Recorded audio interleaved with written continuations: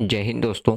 तो देखिए आज की वीडियो में हम क्या डिस्कस करेंगे कि हमारा जो प्लानिंग है या प्लानर रहेगा वो 2026 के स्टूडेंट के लिए रहेगा कि जो स्टूडेंट 2026 के लिए अपनी यूपीएससी प्रिपरेशन करना चाहते हैं तो किस तरीके से वो स्टार्ट कर सकते हैं। मेनली आज की वीडियो में हम मतलब एक तरीके से कैसे रहेगी आपकी गाइडलाइंस की वीडियो रहेगी कि यूपीएससी का पैटर्न कैसा होता है, सिलेबस क्या है, हमें प्लानिंग कैसे करनी है। तो मेनली हम 2026 के बच्चों के लिए भी हम डिस्कस करेंगे कि यूपीएससी अपना एग्ज़ाम कंडक्ट कैसे कराती है, क्या पैटर्न रहता है, सिलेबस क्या है, सिलेबस भी एनालाइज करेंगे और हम किस तरीके से प्लानिंग कर सकते हैं अपनी प्रिपरेशन जर्नी की। ये भी डिस्कस करेंगे कि आपका टू डू लिस्ट कैसा होना चाहिए, आप एक दिन का लिस्ट, आप डेली टारगेट का लिस्ट कैसे बना सकते हैं, क्या अवॉइड करना है, किस चीज़ को फॉलो करना है, याद की हुई चीज़ कैसे, मतलब पढ़ी हुई चीज़ हमें कैसे याद रखना है। सारी चीज़ें हम क्या करेंगे आज के वीडियो में डिस्कस करेंगे। मेनली ये हमारी कौन सी है, तो आपको ये गाइडेंस वीडियो देखने को मिल जाएगी जो स्टूडेंट ने टारगेट रखा है कि 2026 में उन्हें यूपीएससी का एग्ज़ाम देना है। अब देखिए 2026 में वही स्टूडेंट टारगेट लेके चल रहे हैं, या तो जो अभी थर्ड ईयर में होंगे या सेकेंड ईयर में होंगे, कि ताकि उनका ग्रेजुएशन कंप्लीट हो जाए और तब जाकर के वो यूपीएससी का एग्ज़ाम दे सके। क्यों? क्योंकि जो यूपीएससी की मिनिमम क्वालिफिकेशन जो रिक्वायरमेंट है एज अ, अगर आप ब्यूरोक्रेट्स के लिए अगर आप सेलेक्ट होना चाहते हैं तो उनके लिए मिनिमम क्वालिफिकेशन है ग्रेजुएशन। तो आप ग्रेजुएशन के बाद ही यूपीएससी पीसीएस जैसे एग्जाम को आप दे सकते हैं। तो हम उसी के बारे में डिस्कस करेंगे कि देखिए यूपीएससी एक कॉन्स्टिट्यूशनल ऑर्गेनाइजेशन है, बॉडी है, जो कि हमारी कंट्री के अंदर में क्या करता है, ब्यूरोक्रेट्स को चुनने का काम करता है। जो ब्यूरोक्रेट्स सेलेक्ट होकर के आते हैं वो यूपीएससी जैसे ही एग्ज़ाम क्लियर करते हैं, सिलेक्शन होता है, तब जाकर के वो as a bureaucrats like IAS, IPS, IFS, IRS जैसे ऑफिसर्स के तौर पे वो क्या करते हैं, डिप्लॉयड होते हैं और वो अपनी सर्विसेज देते हैं। तो हम यूपीएससी पीसीएस, तो आप सिर्फ ये यूपीएससी के ही पॉइंट ऑफ व्यू से नहीं, आप इसको किसी भी एग्ज़ाम से रिलेट कर सकते हैं, चाहे आप एसएससी की ही क्यों ना दे प्रिपरेशन कर रहे हो या आप रेलवे की ही क्यों ना प्रिपरेशन कर रहे हो। तो आप जो हमारी आज की यानी कि स्ट्रेटजी रहने वाले हैं, तरीका रहने वाला है, प्लानर रहने वाला है कि किस पैटर्न पे हमें तैयारी करना है, आप इसको फॉलो करके भी आप कर सकते हो। तो मेनली बस ये रहेगा कि जैसे सिलेबस चेंज हो जाते हैं थोड़े मोड़े से, पैटर्न चेंज हो जाता है, लेकिन आप इस प्लानर को आप फॉलो कर सकते हो चाहे आप किसी भी एग्ज़ाम की प्रिपरेशन कर रहे हो। तो सिर्फ ये यूपीएससी की गाइडलाइंस के लिए नहीं है, आप किसी भी एग्ज़ाम से आप इसको कनेक्ट कर सकते हो। तो देखिए सबसे पहले हम यूपीएससी की अगर बात करते हैं ना, तो यूपीएससी अभी मैंने बताया कि वो क्या करता है, एनुअली एग्ज़ाम कंडक्ट कराता है डिफरेंट डिफरेंट ब्यूरोक्रेट्स और डिफरेंट डिफरेंट ऑफिसर्स को सिलेक्ट करने के लिए। तो इन्हीं एग्ज़ाम को क्लियर करके जो कैंडिडेट्स होते हैं या जो स्टूडेंट होते हैं, जो लंबे टाइम से कोई प्रिपरेशंस कर रहा होता है या किसी का ड्रीम होता है कि यूपीएससी जैसे एग्ज़ाम को क्रैक करके एज अ ब्यूरोक्रेट सर्विस देना है कंट्री के अंदर में, तो वो यहीं से निकल के आते हैं। तो यूपीएससी का पैटर्न जो होता है ना, यूपीएससी अपना एग्जाम 3 स्टेजेस में कंडक्ट कराता है। देखिए यहाँ पे कुछ इंपॉर्टेंट मंथ के साथ हम बात करते हैं स्टेजेस के बारे में। तो सबसे पहला जो आपकी यूपीएससी का जर्नी स्टार्ट होता है ना, तो वो सबसे पहला जर्नी स्टार्ट होता है जब आप डिसाइड करते हैं कि हमें यूपीएससी जैसा एग्ज़ाम कंडक्ट वो सॉरी यूपीएससी जैसा एग्ज़ाम आपको क्लियर करना है। तो सबसे पहले आप अपने आप को इस बात के लिए एप्रिसिएट करिए कि आपने एक ऐसा डिसीजन लिया है जो इंडिया टफेस्ट एग्ज़ाम क्रैक करने का जो डिसीजन है वो आपने लिया है। तो सबसे पहले इस बात के लिए आप अपने आप को एप्रिसिएट कर सकते हैं। ये आपको क्या दिखाता है? ये आपकी वो क्वालिटी दिखाता है जो एक स्किल रिक्वायरमेंट होती है कि आप डिसीजन लेने के मतलब ये आपकी एक हार्ड डिसीजन लेने की क्वालिटी दिखाता है कि नहीं आप एक टफ और हार्ड डिसीजंस ले सकते हैं, ये आपकी क्वालिटी है। सबसे पहले आप इसके लिए अप्रिशिएट कर सकते हैं। तो आपकी जो यूपीएससी की जर्नी स्टार्ट होती है ना, वो वहीं से हो जाती है जब आप डिसाइड करते हो कि आपका यूपीएससी एग्ज़ाम देना है। सिर्फ यूपीएससी नहीं, आप कोई सी भी एग्ज़ाम अगर देने की बात सोच रहे हो, तो आपकी जो पहली जर्नी होती है वो यहीं से स्टार्ट होती है कि आपने एग्ज़ाम के बारे में सोच लिया। जब आप एग्ज़ाम देने के लिए सोचते हो, आप अपने लाइफ का एक एम बना के रखते हो, गोल बना के रखते हो कि हमें एग्ज़ाम देना है, तो उसमें सबसे पहले जैसे different different kinds of exam हो सकते हैं। जैसे यूपीएससी की बात करते हैं, तो यूपीएससी का जो स्टेजेस होता है वो फरवरी में फॉर्म निकलने से होता है। तो फरवरी टेंटिव मंथ्स होते हैं, यानी कि अप्रॉक्सीमेटली अनुमानित होते हैं, इन्हीं मंथ में ये नॉर्मली रिलीज होते हैं। जैसे मैंने भी जब फॉर्म फिल अप्लाई करा था तो फेब मंथ में ही आया था। फेब में नॉर्मली यूपीएससी अपने फॉर्म्स रिलीज कर देता है, ऑनलाइन एप्लीकेशंस एग्ज़ाम जो कैंडिडेट इंटरेस्टेड होते हैं उस ईयर में देने के लिए वो फॉर्म अप्लाई करते हैं, फॉर्म फिल करते हैं। तो जब फेब में आपको क्या देखने को मिलेगा, ऑनलाइन एप्लीकेशन फॉर्म निकलना स्टार्ट हो जाता है। इसके बाद जो स्टेजेस स्टार्ट होते हैं, 3 स्टेजेस में यूपीएससी अपना एग्ज़ाम कंडक्ट कराता है। पहला होता है प्रीलिम्स, दूसरा होता है मेंस और तीसरा स्टेज होता है इंटरव्यू। प्रीलिम्स का जो एस्टिमेटेड मंथ होता है वो मई जून होता है, मेनली 20 मई से लेकर के हम मतलब आप इन शॉर्ट समझ सकते हैं लास्ट मई में ही संडे के दिन में आपका क्या होगा, एग्ज़ाम होता है। मई का एग्ज़ाम यूपीएससी कंडक्ट कराती है। तो प्रीलिम्स जब आपका होता है तो प्रीलिम्स 2 पेपर होते हैं, उसको हम आगे डिस्कस करेंगे। तो जो पहला स्टेज होता है यूपीएससी एग्ज़ाम का वो होता है प्रीलिम्स का एग्ज़ाम, जिसमें 2 होते हैं, सीसेट और जीएस। तो ये एमसीक्यू बेसिस होते हैं। तो पहला स्टेज जब आप क्लियर करते हो 400 मार्क्स का होता है, 200 मार्क्स का जीएस, 200 मार्क्स का सीसेट। सीसेट क्वालिफाइंग पेपर होता है, बट जीएस में आपको मार्क्स उसमें आपको कट ऑफ की लिस्ट में आना होता है। अगर आप जनरल में हैं तो जनरल, अगर आप पॉइंट ऑफ व्यू से लेके चलते हैं जनरल कैटेगरी का, तो आप मेनली टारगेट लेके चलिए 120 से लेकर 130 मार्क्स का। यदि आप जीएस में 120 टू 130 मार्क्स लेके आ पा रहे हैं तो आप अपने आप को सेफ जोन में रख सकते हैं कि आपका प्रीलिम्स क्लियर हो जाएगा सी सेट होने के बाद। तो आज के टाइम पे यूपीएससी ने क्या किया है, थोड़ा सा सी सेट का भी स्टैंडर्ड इम्प्रूव बढ़ा दिया पहले के मुकाबले। तो आज के टाइम पे अगर आप प्रिपरेशन कर रहे हैं तो आपको सी सेट और जीएस दोनों अच्छे से लेके चलना। आप ये मत समझना कि सी सेट सिर्फ क्वालिफाइंग है तो आप उसको लास्ट में करोगे, तो ऐसी गलती मत करना। पता चला जीएस निकल गया और सी सेट की वजह से रह गए तो फालतू का आपका एक टाइम वेस्ट चला जाएगा। एक चीज़ और याद रखिएगा, अगर मान लीजिए आपने फॉर्म फिल करा और आपने पेपर छोड़ दिया, किसी रीज़न से आप एब्सेंट रहे, तो वो आपका उसमें काउंट नहीं होगा, अटेम्प्ट में काउंट नहीं होगा। हाँ, अगर आप पेपर में जाकर के आप अटेंडेंट होते हैं, प्रेजेंट रहते हैं, आपका साइन होता है मार्कशीट पे, तब आपका अटेम्प्ट काउंट हो जाएगा। तो अगर आपने फॉर्म फिल कर दिया है, एग्ज़ाम नहीं दिया है, तो फिक्र मत करना, तो वो आपका अटेम्प्ट काउंट नहीं होता है। हाँ, प्रीलिम्स जब आपका क्लियर हो जाता है तब आप जाते हैं दूसरे स्टेज में। दूसरा स्टेज आपको क्या देखने को मिलेगा, वो मिलेगा सितंबर के मंथ में यूपीएससी क्या कराता है, अपने मेंस के एग्ज़ाम कंडक्ट कराता है। जैसे अभी जो रिसेंटली जो 2024 का पेपर हुआ था मेंस का, अभी हमारा daily UPSC mains answer writing practice में वही सीरीज चल रहा है जो 2024 में जो क्वेश्चन यूपीएससी ने पूछा है। GS1 कंप्लीट हो गया, GS2 कर रहे हैं अभी। GS2 कंप्लीट होने के बाद GS3 करेंगे, GS3 के बाद GS4, GS4 होने के बाद हम लैंग्वेज, जो कि एक कंपलसरी लैंग्वेज का पेपर होता है और एक होता है इंग्लिश का, उसको डिस्कस करेंगे। तब हम अपना प्रीलिम्स और मेंस दोनों लेके चलेंगे। तो आपको फिर क्या देखने को मिलेगा, सितंबर के मंथ में स्टेजेस 2 का पेपर होता है मेंस का। आप मेंस का पेपर तभी दे पाओगे जब आपका प्रीलिम्स क्लियर होता है। मान लीजिए अगर मई में अगर प्रीलिम्स हुआ है तो जून या जुलाई तक में क्या आ जाता है, आपका मेंस प्रीलिम्स का रिजल्ट आ जाता है, कट ऑफ रिलीज हो जाता है। अभी जैसे देखिए रिसेंटली यूपीएससी ने 2025 का जो कैलेंडर है वो रिलीज़ कर दिया है। मैंने ये कैलेंडर टेलीग्राम चैनल पे शेयर कर दिया, अपलोड कर दिया है। टेलीग्राम का लिंक आपको डिस्क्रिप्शन में मिल जाएगा, वहाँ से आप टेलीग्राम चैनल को ज्वाइन कर सकते हैं। या आप ऑफिशियली यूपीएससी के साइट पे भी जाकर के क्या कर सकते हैं, यूपीएससी 2025 का कैलेंडर डाउनलोड कर सकते हैं। आपको शॉर्ट में भी मिल जाएगा, मैंने शॉर्ट में भी अपलोड कर दिया है।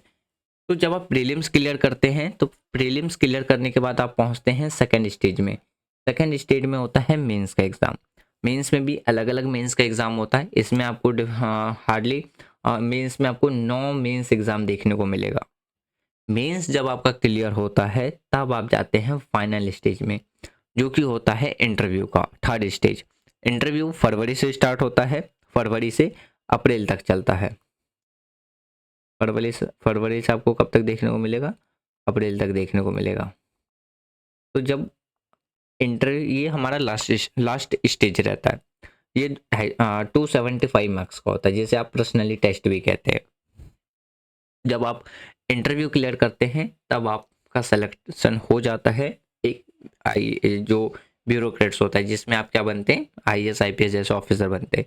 जैसे ही आपका इंटरव्यू, आपका सिलेक्शन होता है, आपका मेडिकल टेस्ट होता है। मेडिकल टेस्ट मेनली वहीं से आता है, यूपीएससी सेंटर से आता है कि कहाँ पे जाको, उसमें आपको एक डेट दिया रहेगा, वहाँ पे जाके आपको मेडिकली चेकअप करवाना होता है। मेडिकली आपका फिट हो करके सारे एग्ज़ाम क्लियर, जब सारे स्टेजेस कंप्लीट हो जाते हैं, आपके पास ऑफर लेटर आ जाता है। आप लवासना जा करके फिर क्या करते हैं? ट्रेनिंग करते हैं। लवासना में आपकी 21 मंथ की ट्रेनिंग चलती है, उसके बाद आपकी पोस्टिंग रैंक के हिसाब से होने लगती है। तो यूपीएससी 3 स्टेजेस में अपने एग्ज़ाम को कंडक्ट कराता है, और यही 3 स्टेजेस में हर एक जो स्टूडेंट होती है उसकी पूरी लाइफ चेंज हो जाती है, जैसे ही सिलेक्शन होने स्टार्ट हो जाते हैं। तो चलिए अब देखते हैं प्रीलिम्स में कैसा क्वेश्चन पूछा जाता है, कहाँ कहाँ से क्वेश्चन पूछा जाता है। उसके बाद मेन से डिस्कस करेंगे, फिर आगे हम डिस्कस करेंगे कैसे हमें प्रिपरेशन करना है। देखिए, अगर हम जीएस की बात, मतलब प्रीलिम्स की बात करते हैं, तो प्रीलिम्स में मैंने आपको बताया 2 पेपर होते हैं। पहला होता है आपका जीएस, ये होता है 200 मार्क्स का। दूसरा होता है एप्टीट्यूड, आप सीसेट भी कह सकते हो, ये भी होता है आपका 200 मार्क्स का, जिसमें आप में से 80 क्वेश्चन पूछे जाते हैं। हर एक क्वेश्चन 2.5 मार्क्स का होता है। तो जनरली अगर बात करते हैं तो ये आपका क्वालिफाइंग पेपर होता है, जिसमें आपको 33% मार्क्स ला करके क्वालिफाई करना होता है। मान लीजिए 200 मार्क्स, मतलब 200 मार्क्स का है, तो उसमें आपको कितना, तो 66 मार्क्स आपको लेकर के ही आना है, तब आपका सी सेट क्वालिफाई हो जाता है। लेकिन अगर हम जनरल स्टडी की बात करते हैं, ये आपका क्वालिफाइड पेपर नहीं होता है। इसको क्या करना होता है? आपको कैंडिडेट को मेंस एग्जाम के लिए शॉर्ट लिस्टिंग के अंदर में आना होता है, यानी कि in short cut off list के अंदर में इन्हें आना होता है। मैं आपको सजेस्ट करूंगा, आप चाहे अगर जनरल कैटेगरी से हैं तो आप अपना टारगेट लेके चलिए 300, मतलब 130 से लेकर के 140 मार्क्स का। तब आप क्या कर सकते हैं? सेफ जोन में आप अपने आप को पाएंगे कि आपका सिलेक्शन हो सकता है। तो जो जीएस 1 पेपर होता है, सी सेट वो सॉरी प्रीलिम्स का, 2 घंटे दोनों पेपर 2-2 घंटे का होता है। ये भी आपको 2 आवर्स का देखने को मिलेगा, और ये भी आपको 2 आवर्स का देखने को मिलेगा। लेकिन एक चीज़ और याद रखिएगा, इनमें नेगेटिव मार्क्सिंग भी होती है। मान लीजिए आपका एक क्वेश्चन गलत होता है, तो एक क्वेश्चन पे आई थिंक 0.65 या 66 के, सॉरी 0.66 आपका क्या होता है? नेगेटिव मार्क्स होता है इसमें। तो इसलिए आपको ढंग से अटेम्प्ट करना होता है। तो जीएस अगर हम 1 की बात करते हैं, तो इसमें जो क्वेश्चन पूछे जाते हैं करंट इवेंट, मतलब जो नेशनल इंटरनेशनल जो करंट अफेयर न्यूज़ होते हैं, उसमें जो भी इंपॉर्टेंस होते हैं। अब करंट में आपका क्या क्या होता है? जैसे अवार्ड हो गया, डिफेंस न्यूज़ हो गया, जनरल साइंस न्यूज़ हो गया, इंटरनेशनल जो भी ट्रेड न्यूज़ हो गया, इकोनॉमिक न्यूज़ है, इन सब के रिगार्डिंग में पूछे जाते हैं। फिर आपसे पूछा जाता है history of India and national movement of India. History of India में आपका तीनों चीज़ आ जाती है, एशियन, मिडिवल, मॉडर्न, और यहीं से आप इसको कनेक्ट कर सकते हो आर्ट एंड कल्चर से। उसके बाद आपसे पूछा जाता है Indian and world geography, physical geography, social economic geography of India और द वर्ल्ड जियोग्राफी क्वेश्चन पूछे जाते हैं। उसके बाद जीएस 2 में पूछा जाता है इंडियन पॉलिटी के लिए आप एम लक्ष्मीकांत की को फॉलो कर सकते हैं, बहुत अच्छी बुक है इंडियन पॉलिटी एंड गवर्नेंस। इसमें आपसे पूछा जाता है कॉन्स्टिट्यूशंस के रिगार्डिंग में, पॉलिटिकल सिस्टम के बारे में, पंचायती राज, पब्लिक पॉलिसी और राइट इशू जो होते हैं, इसके रिगार्डिंग में क्वेश्चन आपसे पूछा जाता है। फिर आपसे पूछा जाता है जीएस के अंदर में ही देखने को मिलेगा economics and social development sustainable development, poverty, inclusion, demographic का मतलब होता है जैसे कि सोसाइटी के अंदर में या कंट्री के अंदर में लिटरेसी रेट कितना है, मोरालिटी रेट कितना है, इन्फिनिटी रेट कितना है, नेट अटेंडेंस रेशियो क्या है, इन सब चीज़, ये सारी चीज़ें आपकी सोशल डेमोग्राफिक्स में आती हैं। फिर आता है आपका सोशल सेक्टर और इंटेंटिव्स, ये सारी चीज़ें पूछी जाती है। ये आपका इकोनॉमिक्स का सब्जेक्ट हो जाता है। फिर आपसे पूछा जाता है जो भी जनरल इशू होते हैं जैसे environment, ecology, biodiversity, climate change, ये सारी चीज़ें पूछी जाती है। इन सब के लिए आप जैसे एनसीईआरटी तो मस्ट है। तो आपको जो अपनी प्रिपरेशन स्टार्ट करनी है ना, सबसे पहले एनसीईआरटी कंप्लीट करना है। उसके बाद आपसे पूछा जाता है जनरल साइंस। जनरल साइंस मतलब जनरल साइंस के लिए आप क्लास 6 से लेके 10 तक को आप फॉलो कर सकते हैं जो भी साइंस की बुक है। उसके बाद अगर हम सी सेट की बात करते हैं तो सी सेट में जो क्वेश्चन पूछा जाता है वो कंप्रहेंसिव से पूछा जाता है, कंपैरिजन से। फिर logical reasoning and analytical ability, general mental ability, basic numeracy जैसे नंबर एंड देयर जो रिलेशंस हैं, order of magnitude, class 10th level तक जो होते हैं वो पूछा जाता है। फिर आपसे पूछा जाएगा interpretations, chart graph, table, data sufficiency, ये सारी चीज़ें आपकी 10th लेवल तक की पूछी जाती है। फिर आपसे पूछा जाता है इंटरपर्सनल स्किल, इंक्लूडिंग जो भी आपकी कम्युनिकेशन स्किल होती हैं वो, और डिसीजन मेकिंग और प्रॉब्लम सॉल्विंग, ये सारी चीज़ें पूछी जाती हैं सी सेट में। और ये सिर्फ आपका होता है क्वालिफाइंग पेपर, आपको 33% ला करके क्वालिफाई करना होता है। जब आप फर्स्ट स्टेज को क्रॉस कर लेते हैं, पार करते हैं, आपकी सीधा एंट्री होती है सेकेंड स्टेज में। सेकेंड स्टेज में जो पेपर होते हैं उसमें भी आपको देखने को मिलेगा 2 पेपर होते हैं लैंग्वेजेस के, वो आपके क्वालिफाइंग पेपर होते हैं। क्वालिफाइंग पेपर में मात्र आपको कितना परसेंट लाना होता है, 33% लेकर के आना होता है। पेपर ए में जो होगा, पेपर ए और पेपर बी ये दोनों होगा आपका 300 मार्क्स का।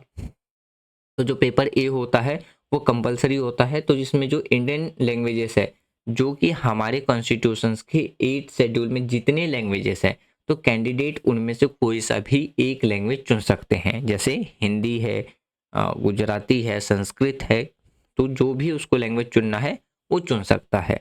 मेनली नॉर्थन इंडिया के साइड में लोग क्या चुनते हैं, हिंदी चुन लेते हैं। दूसरा पेपर होता है इंग्लिश का। इंग्लिश का भी पेपर आपको कितने का देखने को मिलेगा, 300 मार्क्स का देखने को मिलेगा। ये आपका क्वालिफाइंग होता है, आप इसमें 33% ला करके क्वालिफाई कर सकते हैं। उसके बाद आता है मेरिट बेस्ड पेपर।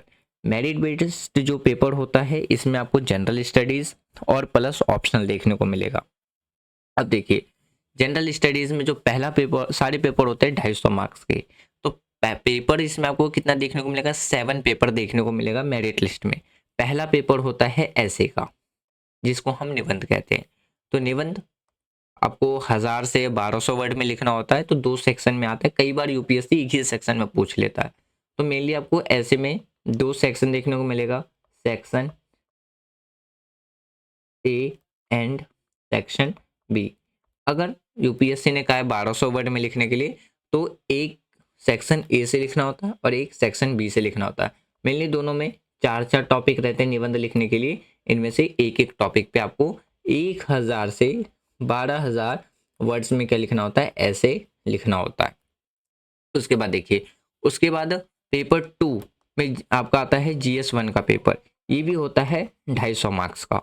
इसमें आपसे क्या क्या पूछा जाता है, जो भी इंडियन हेरिटेज है, कल्चर है, हिस्ट्री से पूछा जाता है, geography of world and India and society, ये सारी चीज़ें पूछी जाती है आपसे जीएस 1 के अंदर में।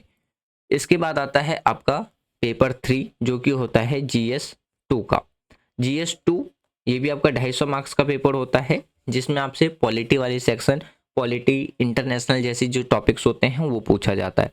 जैसे गवर्नेंस के रिगार्डिंग में पूछा जाता है, कॉन्स्टिट्यूशन, पॉलिटी, सोशल जस्टिस और इंटरनेशनल रिलेशंस की जो चीज़ें होती हैं ये पूछी जाती हैं। तो इंटरनेशनल रिलेशंस के लिए आप स्पेसिफिक बुक्स भी आती हैं मार्केट में, बहुत से राइटर की अवेलेबल है आप, और साथ साथ में आप इसके लिए करंट अफेयर को फॉलो कर सकते हैं। उसके बाद आता है पेपर 4। पेपर 4 में जीएस 3 का पेपर आपको देखने को मिलेगा, जो कि होते हैं ये भी आपको 250 मार्क्स का देखने को मिलेगा, जिसमें आपसे टेक्नोलॉजी के बारे में पूछा जाता है जो भी करंट न्यूज़ में होता है। फिर economic development, biodiversity, environment, security, disaster management के रिगार्डिंग में आपसे पेपर पूछा जाता है। फिर पेपर 5 में जो कि जीएस 4 का पेपर है, ये भी आपका 250 मार्क्स का पेपर होता है। ये एथिक्स का होता है, जिसमें आपसे एथिक्स, मॉरल जो व्यूज होते हैं, इंटीग्रिटी और एप्टीट्यूड के रिगार्डिंग में क्वेश्चन पूछे जाते हैं। उसके बाद आता है आपका ऑप्शनल। ऑप्शनल में 2 पेपर होते हैं सेम सब्जेक्ट के। अगर मान लीजिए आपने PSIR चुना है, पॉलिटिकल साइंस इंटरनेशनल रिलेशन, तो 250 मार्क्स का फर्स्ट पेपर और सिमिलर 250 मार्क्स का दूसरा पेपर भी देखने को मिलेगा। पेपर 6 एंड 7 ये होता है ऑप्शनल के दो। जो कैंडिडेट होते हैं वो कोई से भी यूपीएससी के लिस्ट में जितने भी जो ऑप्शनल सब्जेक्ट है, जैसे कि अगर हम बात करते हैं हिस्ट्री, PSIR, जियोग्राफी, इकोनॉमिक्स,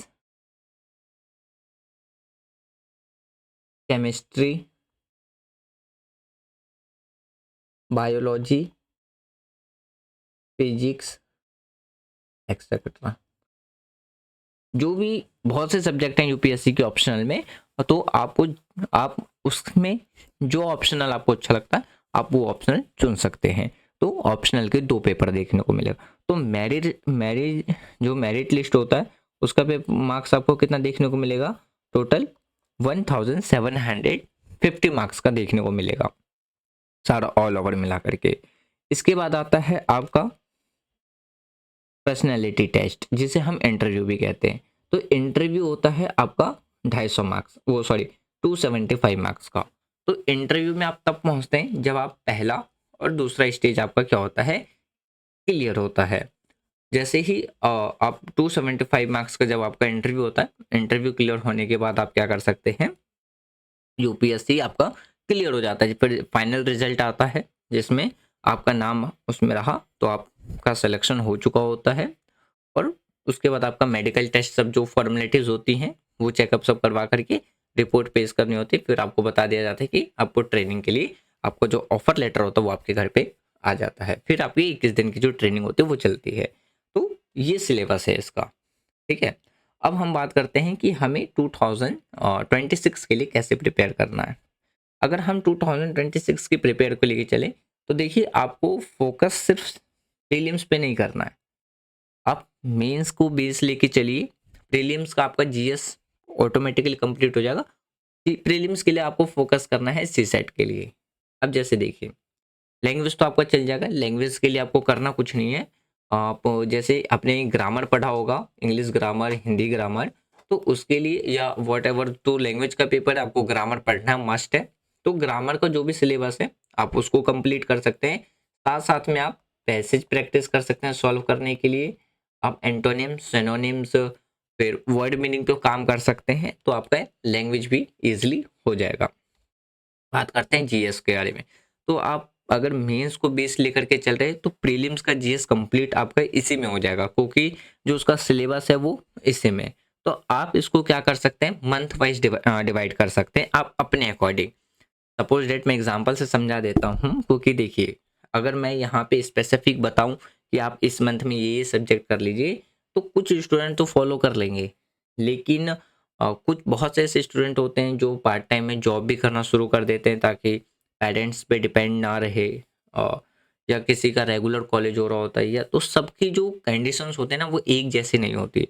तो आप पहले खुद को एनालाइज कर लें कि आपके अकॉर्डिंग स्पेसिफिक जो पेपर है, सिलेबस है, आप पहले कौन सा कंप्लीट कर सकते हैं। क्योंकि सिलेबस कंप्लीट करने के साथ साथ ना जो सबसे बड़ा चैलेंज आता है वो आता है रिवीजन का। अगर आपने रिवीजन नहीं किया है, सिलेबस कंप्लीट कर लिया, वो किसी काम का नहीं है। क्योंकि फिर जब आप रिवीजन ही नहीं कर पाओगे तो पेपर में आपको याद ही नहीं रहेगा कि कौन सा टॉपिक था, क्या मेन आंसर है, क्या होना चाहिए। आप कंफ्यूज से हो जाओगे। तो जितना ज़रूरी है कि आप सिलेबस कंप्लीट कर लो, उतना ही उससे ज़्यादा ज़रूरी है कि आपका रिवीजन होना चाहिए। आप 60% भी सिलेबस कंप्लीट कर लो, साथ साथ में आपकी रिवीजन तक अगर आपका तगड़ा है तो आपका सिलेक्शन हो सकता है। आप पूरा सिलेबस कंप्लीट कर लो, आपका रिवीजन ही नहीं हुआ तो चांस कम हो जा मतलब रखिए कि नहीं होगा, क्योंकि जब आपने रिवाइज ही नहीं करा तो कैसे याद रहेगा इतनी सारी चीज़ें, इतने सारे कॉन्सेप्ट हैं, इतने सारे टॉपिक्स हैं, इतने सारे आंसर है, मतलब इतने सारे उसमें कॉन्सेप्ट आते जाते, करंट अफेयर हो जाता है, तो माइंड एक तरीके से उसमें कंफ्यूज होने लगेगा। तो रिवीजन बहुत ज़्यादा ज़रूरी है। तो रिवीजन पहले आपको जो चैलेंज निकल के आएगा इस एग्जाम में कि आपको रिवीजन कितना ज़्यादा करना है, कि आप कैसे मैनेज कर पा रहे हो।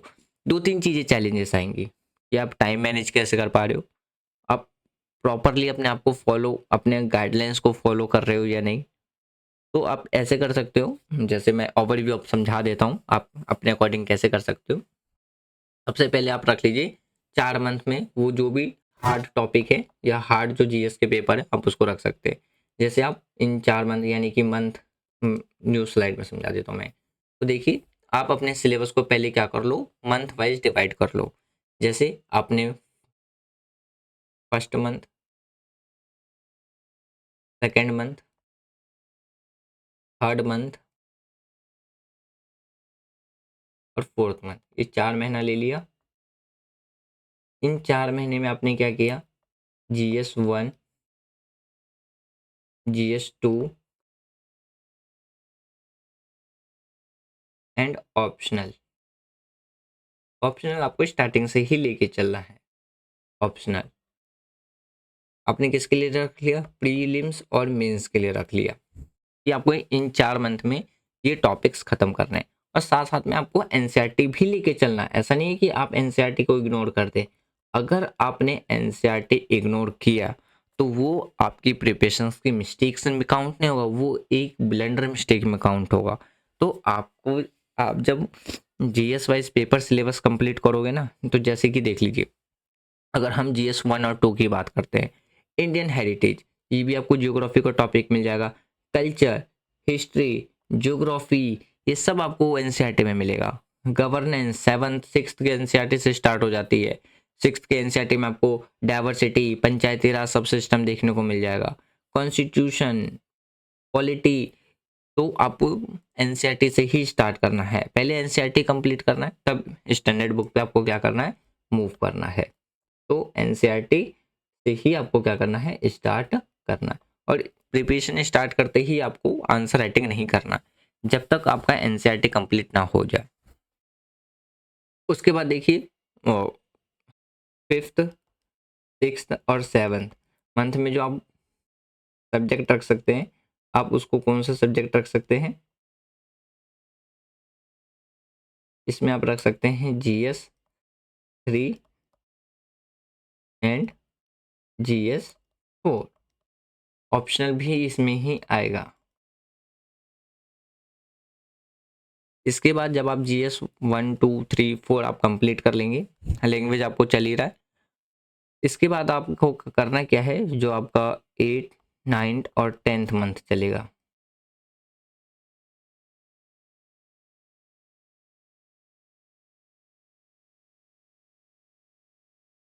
यहाँ से आपको क्या करना है, करंट अफेयर भी स्टार्ट कर देना है। क्योंकि मेनली 6 महीने का करंट अफेयर तक पूछा जाता है।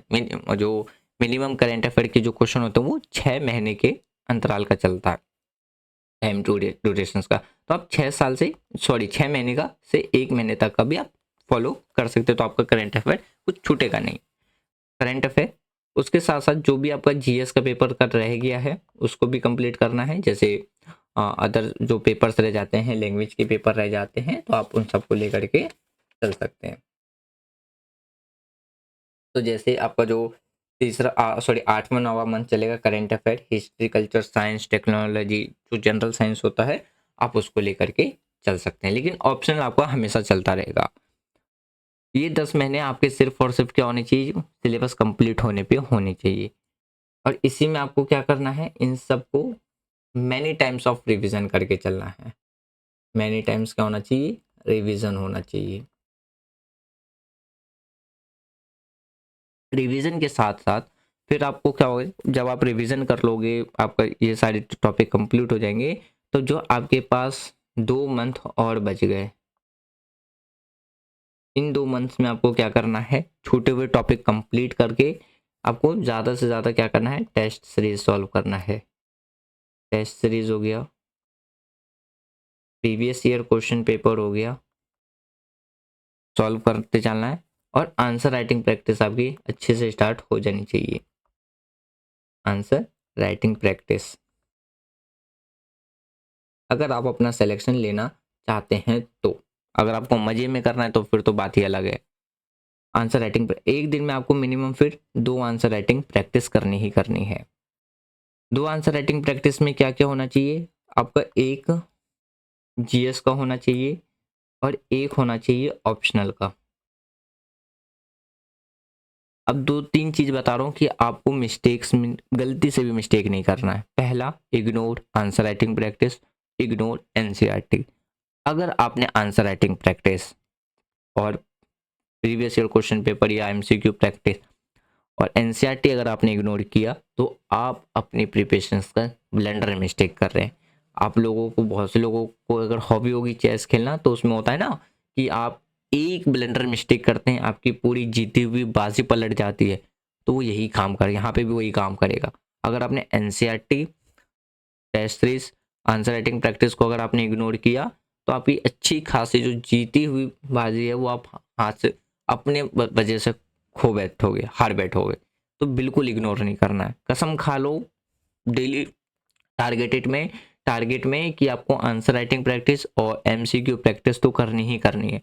आप एक दिन में अगर आप 30 एमसीक्यू क्वेश्चंस प्रैक्टिस कर रहे हैं तो उसमें से 20 अगर जीएस का कर रहे हैं तो 10 तो आपका किसका होना चाहिए, सी सेट का होना ही चाहिए मिनिमम। क्योंकि आपको सी सेट भी आप लेके चलना है। अगर आपको सिलेक्शन लेना है तो आप कुछ भी इग्नोर नहीं कर सकते हैं इसमें।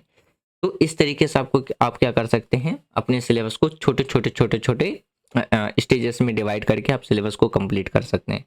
रिवीजन शेड्यूल आपका क्या होना चाहिए, अगर आपने एक टॉपिक पढ़ा तो आफ्टर 24 आवर आपको क्या करना है, रिवाइज करना है। फिर आपको 3 दिन बाद रिवाइज करना है, सॉरी 2 दिन बाद रिवाइज करना है।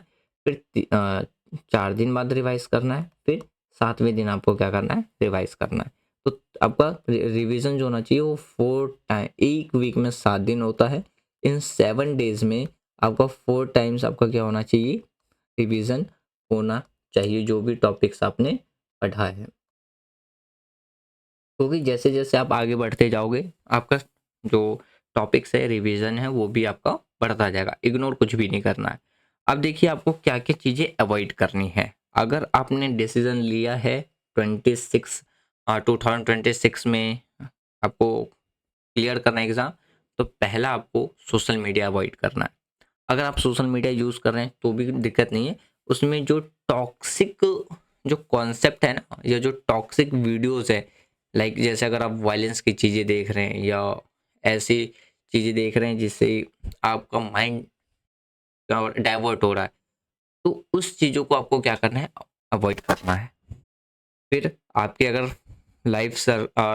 फ्रेंड सर्कल में अगर कोई टॉक्सिक फ्रेंड है, आप उसको रिप्लेस कीजिए। टॉक्सिक ड्रिंक को रिमूव करना है। टॉक्सिक ड्रिंक अगर आप, जैसे स्टिंग आज के टाइम में ट्रेंड में चल रहा है, स्टिंग, सॉफ्ट ड्रिंक, अल्कोहल, ऐसी चीज़ों को रिमूव करना है। इसकी जगह पे आपको अल्टरनेटिव क्या यूज़ कर इसकी जगह पे क्या यूज़ करना है, आप पानी पी सकते हैं, कोकोनट ऑयल ले सकते हैं, मिल्क ले सकते हैं। आप, क्योंकि जितना हेल्दी आप अपने माइंड को रखोगे, आप उतनी ज़्यादा अच्छे से कॉन्संट्रेट करके प्रिपरेशन कर पाओगे। तो अवॉइड सोशल मीडिया। अगर आप सोशल मीडिया यूज़ करें, जैसे इंस्टाग्राम है, व्हाट्सअप है, ट्विटर है, अगर आप शॉर्ट्स वाली वीडियो जो भी है, आप उसकी जगह पे क्या रख सकते हैं, मोटिवेशनल थॉट्स की वीडियो रख सकते हैं। जो बहुत से एक्सपर्ट्स जो टीचर्स होते हैं, आप उनकी गाइडेंस को रख सकते हैं। उनके जो शॉर्ट्स होते हैं लाइब्रेरी में सेव करके रख सकते हैं, फ़ोन में जो आप लाइक करते हैं तो उसमें। तो जो भी टॉक्सिक चीज़ें हैं उसको आपको क्या करना है, रिप्लेस करना है। टॉक्सिक जो कंटेंट है, वीडियो है, फ्रेंड है, रिलेटिव्स हैं, इन सबको दूर करना है। तब जाकर के फोकस होना चाहिए सिर्फ आपके एग्जाम पे। और सबसे ज़्यादा ज़रूरी है कि आपका सेल्फ मोटिवेटेड होना बहुत ज़रूरी है। तो आपको सेल्फ मोटिवेटेड रहना है, टॉक्सिक चीज़ें को रिमूव करना है और आपको रिवीजन पे फोकस करना है। सोने से पहले अगर आप नहीं रिमूव का फोकस कर पा रहे हैं आप अपने प्रिपरेशन पे, आपको सोने से पहले 10 मिनट आपको कुछ नहीं करना, बस मेडिटेशन करना है 10 से 15 मिनट डेली। सुबह कर सकते हैं, सोने के टाइम पे कर सकते हैं, तो इसका भी बेनिफिट आपको देखने को मिलेगा ही मिलेगा। तो इस तरीके से आप 2026 के लिए आप एग्ज़ाम का पैटर्न को फॉलो कर सकते हैं। तो ये था हमारा आज का डिस्कस, जिसमें हमने छोटी सी डिस्कस किया कि हम कैसे 2026 के लिए प्रिपेयर कर सकते हैं। और एक काम और कर सकते हैं, आप 30-30 दिन का, जैसे कि मंथ में 30 दिन होते हैं, तो 30 दिन में आप क्या कर सकते हैं, पर डे का आप टू डू लिस्ट बना सकते हैं कि आज आपको क्या क्या करना है, क्या क्या नहीं करना है। टू डू लिस्ट में आप अपने आप को टारगेट दे सकते हैं और डेली टारगेट में जैसे आज आपने 20 टास्क रखा खुद के लिए कि आज आपको 20 टास्क करने हैं, एक्सरसाइज है, स्टडी है, जो भी है।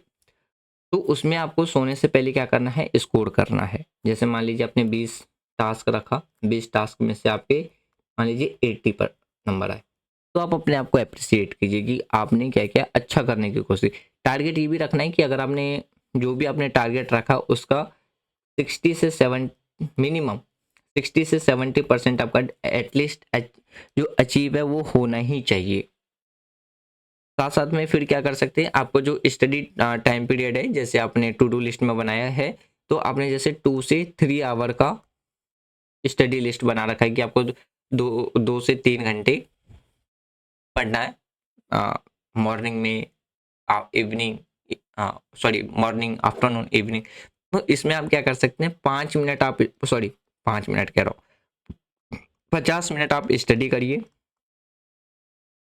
और 10 मिनट का आपको रिलैक्स होना है। रिलैक्स में मतलब आपको रेस्ट करना है, बाहर घूमने नहीं जाना है, क्योंकि आप वो 10 मिनट का फिर आपको जो ब्रेक होगा वो पता चला 4-5 घंटे का हो गया। तो रिलैक्स करने के लिए आपको क्या करना है, जो इंस्ट्रूमेंटिकल म्यूजिक होता है जिसमें वर्ड्स नहीं सिर्फ इंस्ट्रूमेंट बजते हैं, आपको वैसी म्यूजिक सुनने हैं। तो इससे क्या फ़ायदा मिलेगा, इसमें वर्ड्स होते नहीं हैं, तो इसकी वजह से क्या रहता है, सिर्फ इंस्ट्रूमेंट बजता है, तो आप पढ़ते टाइम वो गाना गुनगुनाओगे नहीं, आपको उस टाइम पे वीडियो भी नहीं देखनी है, सिर्फ आपको क्या करना है, एक इंस्ट्रूमेंटिकल म्यूजिक सुनना। या आप उन 10 मिनट के लिए आप पानी पी सकते हैं, थोड़ा सा मेडिटेशन कर सकते हैं, थोड़ा सा वॉकिंग कर सकते हैं, उसके बाद आप दोबारा स्टडी करने बैठ सकते हैं। तो आप अपने जो आवर हैं उसको भी आप छोटे छोटे छोटे छोटे पार्ट्स में डिवाइड कर सकते हैं। अगर आप कंटिन्यूस 50 मिनट नहीं बैठ पा रहे, तो आप 25 से 30 मिनट बैठिए। इन 25 से 30 मिनट बैठने के बाद आपको 5 मिनट का ब्रेक लेना है, इससे ज़्यादा नहीं। इन 5 मिनट में आपको क्या करना है, पानी पीना है, या अगर आपको फेसुरा सुना है तो इन्हीं 5 मिनट में काम कंप्लीट कीजिए। उसके बाद दोबारा 30 से लेकर के 30 मिनट तक पढ़िए। इस तरीके से आप क्या कर सकते हैं, फिर 5 मिनट का ब्रेक लीजिए। इस तरीके से भी आप क्या कर सकते हैं, अपनी स्टडी कर सकते हैं। तो एक छोटी सी गाइडलाइंस है, आप इन सब छोटे छोटे बदलाव करके भी क्या कर सकते हैं, आप अच्छी खासी प्रिपरेशन कर सकते हैं। बाकी वही चीज़ है कि आप अपने टाइम को मैनेज करिए, टॉक्सिक चीज़ों को रिमूव कीजिए, और जो मुझसे भी सीनियर टीचर्स हैं, एक्सपर्ट टीचर हैं जो लंबे समय से प्रिपरेशंस करवा रहे हैं, आप उनकी गाइडलाइंस की वीडियो देखते रहिए बीच बीच में। और जो सबसे ज़्यादा ज़रूरी है इस एग्ज़ाम की जर्नी में, वो है सेल्फ मोटिवेटेड। तो आप सेल्फ मोटिवेटेड ज़्यादा रहिए कंपेयर टू एक्सटर्नल मोटिवेटेड के। तो फ्रेंड्स, यही था हमारा आज का डिस्कशन। अगर आपको ये इन्फॉर्मेटिव गाइडलाइंस वीडियो पसंद आई है तो आप लाइक कर सकते हैं, शेयर कर सकते हैं, चैनल को सब्सक्राइब कर सकते हैं। अगर मुझसे कोई एक्सपर्ट देख रहा है जिसके पास मेरे से ज़्यादा एक्सपीरियंस है, वो भी अपने सजेशंस दे सकते हैं। तो बड़ी अच्छी बात रहेगी कि आप लोग भी पार्टिसिपेट कर पाओगे, आप लोगों की भी जो पार्टिसिपेशंस रहेगी वो बच्चों को आगे एक डायरेक्शंस दिखाने में रहेगी। तो इस तरीके से हम क्या कर पाएंगे, एक अपनी अच्छी वेल सोसाइटीज़ की तरफ हम क्या करेंगे, ले जा पाएंगे। क्योंकि आज के टाइम पे अगर हम सोशल मीडिया की बात करते हैं तो बच्चे जो चीज़ें सीखने की होती है वो तो सीखते नहीं है, टॉक्सिक चीज़ें ज़्यादा सीख लेते हैं। तो उसकी वजह से वो क्या रहते हैं, आपको ज़्यादातर डिप्रेस्ड देखने को मिलेंगे, स्टडी पे प्रॉपरली फोकस नहीं रहेगा, लैंग्वेजेस में चेंजेस नज़र आती हैं, बिहेव में चेंजेस नज़र आती हैं। तो हमें एक अच्छी सोसाइटी के लिए ज़रूरत है कि ऐसी मोर इन्फॉर्मेटिव वीडियोस हम ज़्यादा से ज़्यादा डिस्कस करें, शेयर करें, और ज़्यादा से ज़्यादा लोगों तक हम पहुँचाएँ। कोई भी अगर आपको सजेशन देना है, कमेंट बॉक्स ओपन है, आप कमेंट बॉक्स में दे सकते हैं। और ऐसे ही मोर इन्फॉर्मेटिव वीडियो के लिए आप हमारे चैनल के साथ जुड़ें, लाइक करें, शेयर करें एंड सब्सक्राइब करें। Thanks for watching friend, take care, जय हिंद।